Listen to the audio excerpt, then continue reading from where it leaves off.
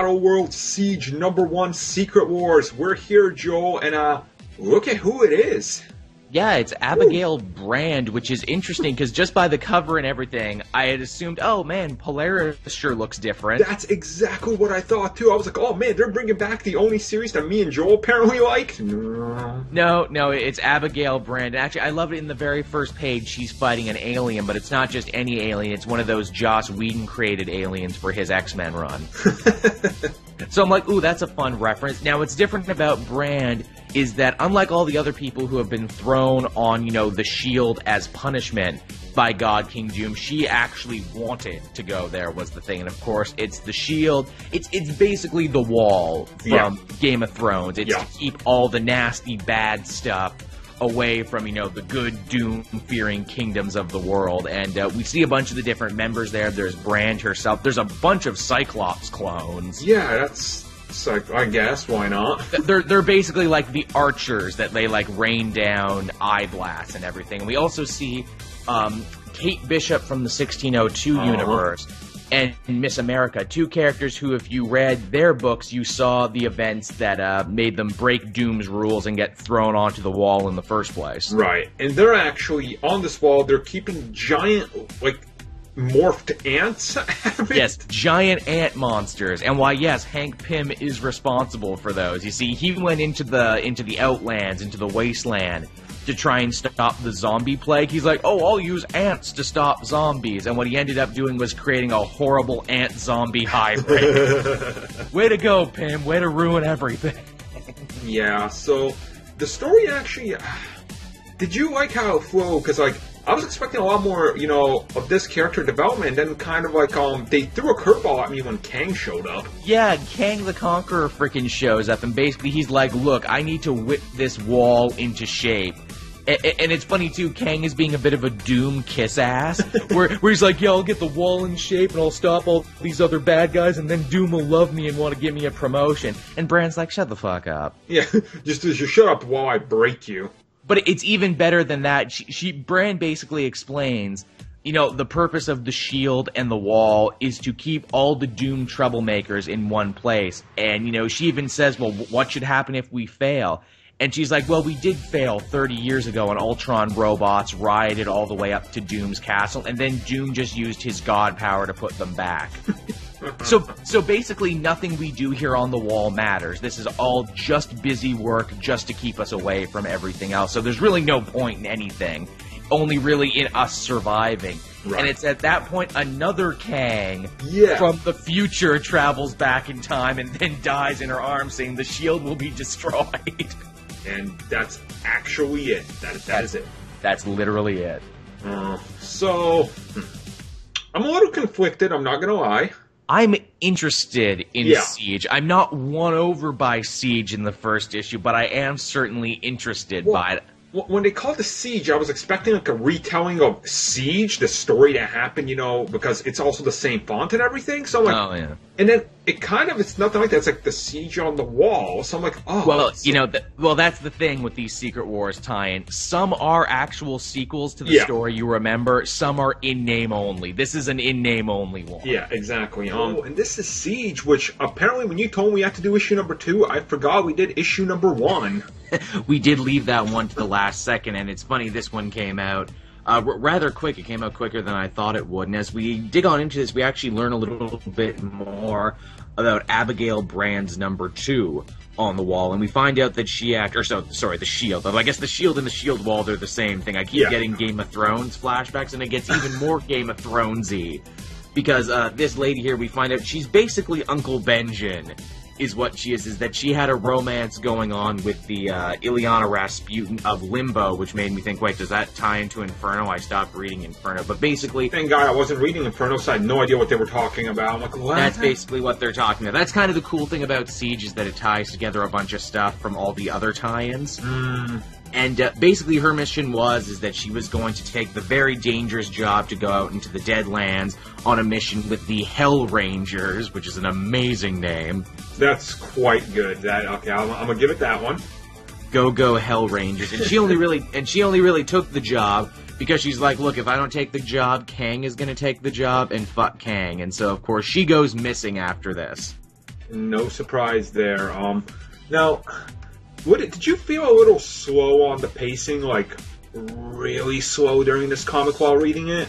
Yeah, I'm not gonna lie. The funny thing is that, even though this story is about Abigail Brand, she gets knocked out a couple pages in, and we actually just read a bunch of excerpts from her diary, which is kind of funny. Yeah, and that was my thing. I'm like, wait, what? So it's like, yeah, we got to see some of the other stuff that was happening. Of course, catch up with Kang. Who's still trying to take over the wall. Still, I know, right? I don't know, man. Like, I don't know how I felt about this at all.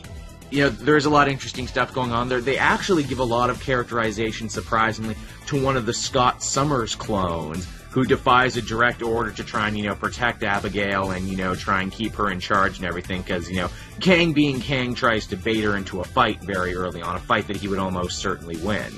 Why you do this, Kang? Why? Yeah, because he's a badass, that's why. We also find out one of the secret weapons that the S.H.I.E.L.D. workers have is that they actually captured 2 turncoat Ultron robots. Yeah, I didn't know Ultron robots could turn, but okay. Apparently they can. Apparently they're like, man, fuck Ultron and fuck his, perfection, technocracy, whatever. I will say when the Ultron bots and worms or whatever the hell are attacking the wall, that's the best art in this comic. It doesn't even mesh with the rest of the comic. Yeah, it looks almost photorealistic. And basically what we find out about the Ultrons from reading Brand's diaries, that, they're the most powerful force in the Deadlands, and, their scientists have pegged it that about in 47 years' time, they'll probably be the only force in the Deadlands, and they will be attacking the wall, every week. Didn't we kind of learn this, last week? That's what they were telling us anyway, Well, they had attacked once before, and that was just once. Now they're going to be doing it every week, and because what we learned last issue was Doom has the power to fix all of this, but he chooses not to, so basically everyone at the wall would just die every week. Right, and then the comic ends with a cliffhanger, no less, with a dude who's going to kill a bunch of superheroes. Oh, it's more than just any dude. That's Nick Fury. Oh, yeah. That's Nick Fury. Right, Nick Fury, yeah, Jesus Christ. I know, right? We're so used to Ultimate Nick Fury now and everything. Yep. Siege number 3. The wall's coming down. The walls are going to get broken down like Jericho over here. Yes. It's going to be Y2J all over again. It's going to be Y2J all over again. One of the weirdest things about this comic is that when you dig in there, the art changes rapidly from panel to panel. There's a lot of different styles going on here, because we get the big splash page of all the Ultron robots led by Robo Nick Fury attacking the wall. And we get Abigail Brand narrating the whole thing, and it's very Game of Thrones, where she's like, oh, I asked all the different barons of Battleworld to send reinforcements, because if not, we may not be able to repel this attack. And it's one of those things where they're attacking, and it's like, oh no, what are we going to do? We need to go to the Ultron robots, the 2 we have hostage, they'll help us. And we learn about the Ultron robots, and we find out that they're lovers, and that's why they left Ultron's army. Sure, why not? Robots that want sex. Yeah, because apparently, Ultron is not cool with robo-sexuality, so he's like, no, you gotta leave now. You can't procreate, or I'm gonna, I don't know, but I'll do something bad. Yeah, and they're like, no, for our chance to live and love, we will help you, Abigail Brand, fight against Robo Fury.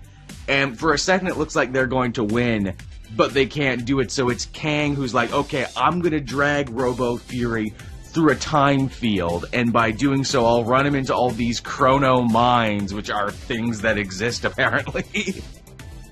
And then they have an even bigger Lord of the Rings moment, because remember earlier on in the comic they said that Magic went missing, and that other woman, Abigail's friend, went missing? Oh yeah, Magic.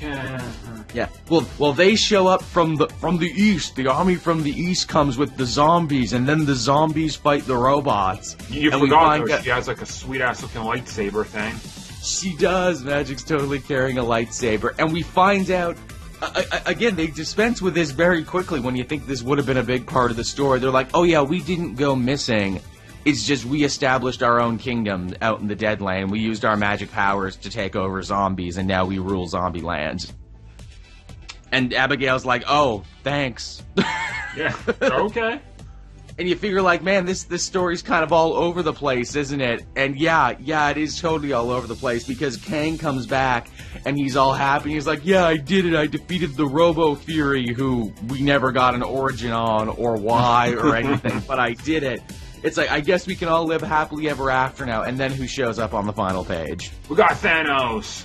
The real Thanos. The 616 Thanos who we saw get displaced at the end of the main Secret Wars title.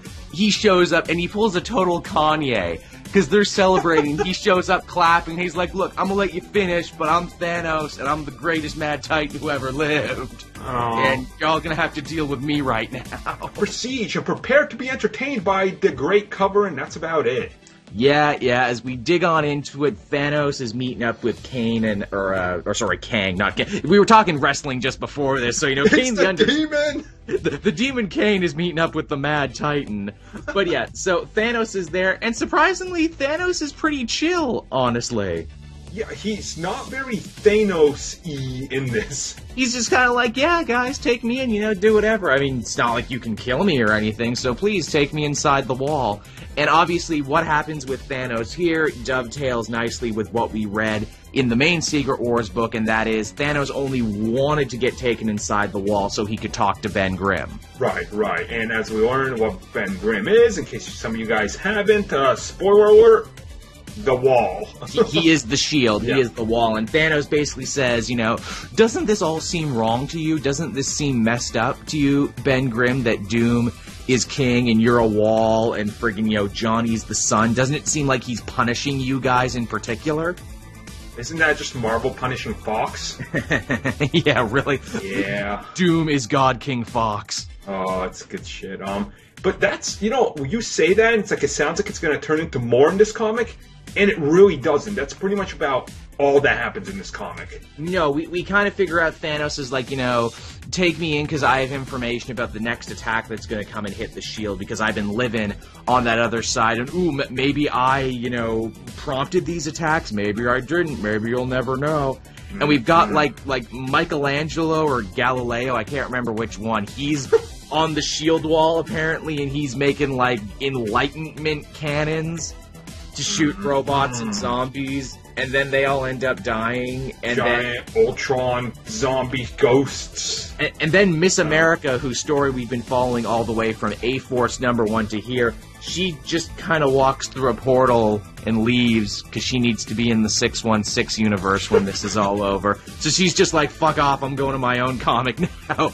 And she literally leaves, and then the final page is Abigail Brand and the Cyclops clone, the leader of them. They hold hands, and then they all get killed. And then Kang goes back in time, thus to create, the time loop that we saw originally in the first issue.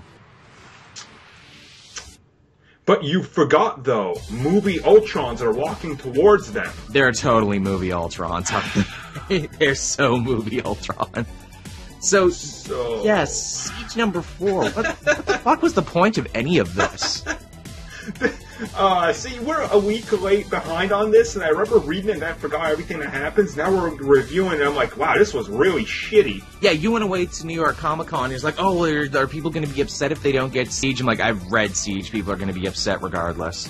Maybe this is why I was angry at New York Comic Con, because I read this on the car ride down. Oh, there you go. Armin reading and driving, of course. Yeah, well, that's what I do. It's the best way to do it. You got to multitask. I mean, really, nothing was accomplished in this book that wasn't already accomplished in the main Secret Wars book. Yeah, in the main Secret. And this added absolutely nothing to the whole Secret Wars. Heck, I could be wrong, but I actually think they borrow, like, lines of dialogue from Thanos and the Thing in that other issue. And I mean, really, the only takeaway is, hey, the wall isn't there anymore, and the Thing is gone, and all the Defenders are dead. But none of it mattered anyway, because literally from the first issue, Abigail Brand was telling us how everything they did ultimately didn't matter. Right. Because Doom could just use his powers to repel anything that came their way. It was just busy work for troublemakers, and they really gave me no reason to care about Abigail Brand or the Cyclops clones or anyone else. The only one I kind of cared about was Miss America Chavez, and we already knew she was going to live because if you saw the solicitations for Ultimate, she lived, so...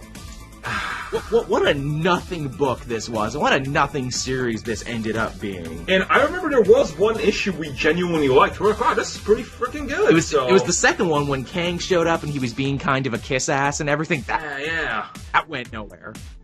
Huh. So, much like that, this review is going to go straight nowhere to the score, but I'm going to give this issue a very meh 5. But see, that's almost generous, because I can't even say the art saved this one. I'm actually... Yeah, I know, that's right. No, the art was awful. I'm going to be a little meaner. I'm actually going to give this a 4. I'm going to say this was... Avoid this one. This is the one Secret Wars book where I would say definitely save your money and stay away from this one. As a series, 5. Yeah, it's overall meh, but like taken individually, it's like, what was even the point of this? Do not buy this trade, people. Yeah, what was even the point? Thank you for watching the comic book review, guys. And if you are a fan of comic books, you might want to check out the service called Comic Bento. For as little as $17.50 a month, you can actually get a whole crate filled with comics. From Marvel to DC to Image to IDW, it's all here. So if you're interested, check the link in the description below and let us know what you think about some of the monthly comics that you're going to get.